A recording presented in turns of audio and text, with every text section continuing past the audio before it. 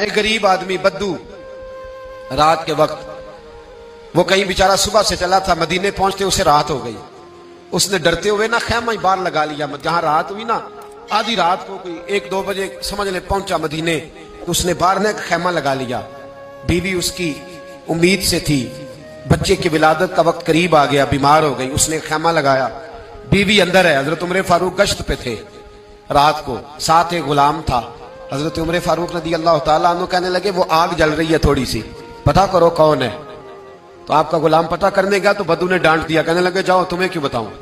حضرت عمر خود گئے، کہنے لگے مسافر بھائی بتا تو صحیح. کہنے لگا جی چھوڑے، میں آپ کو کیوں بتاؤں میں کون ہوں کیسے آیا ہوں. فرمایا خیمے کے اندر سے کراہنے کی آواز آتی، کوئی درد سے چیخ رہا ہے، بتا ہمیں بات کیا ہے.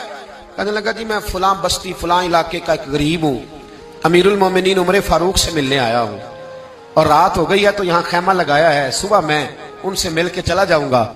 تو رات کو تکلیف دینا پسند نہیں کیا، تو میری بیوی امید سے تھی، اب بچے کی ولادت کا وقت قریب ہے، پاس کوئی نہیں. حضرت عمر کہنے لگے تو ٹھہر میں ابھی آیا. چہرے پہ نقاب ہے، اسے بتایا نہیں میں ہی امیر المومنین. عمر دوڑے گئے، اپنی زوجہ سے کہنے لگے اگر تجھے بہت بڑا اجر مل رہا ہو تو حاصل کرے گی. کہا کروں گی. تو کہنے لگے چل پھر میرے ساتھ، بہت بڑا اجر ہے. ایک دوست کے ہاں ولادت کا وقت ہے، ضرورت کی چیزیں ساتھ لے لو. اس عورت نے تھوڑے دانے لے لیے، گھی لے لیا. حضرت عمر سے کہنے لگی لکڑیاں اکٹھی کر لیں.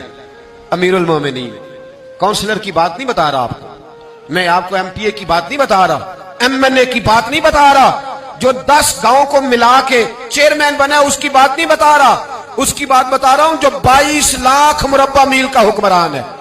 اس کی بات بتا رہا ہوں جو گلی سے گزرے تو شیطان رستہ ہی بدل جاتا ہے.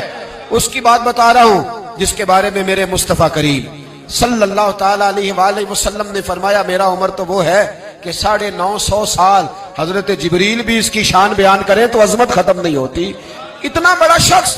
حضرت عمر نے لکڑیاں اکٹھی کی، اینٹوں کا روڑے لے کے چولہا بنایا، پہنچ گئے. آپ کی زوجہ کہنے لگی یہ تھوڑے دانے ڈالنے، گھی ڈالنے اور ایک لکڑی لے کے اس کو ہلائیں، تیار کریں. خود زوجہ اندر چلی گئی، حضرت عمر باہر پکانے لگے.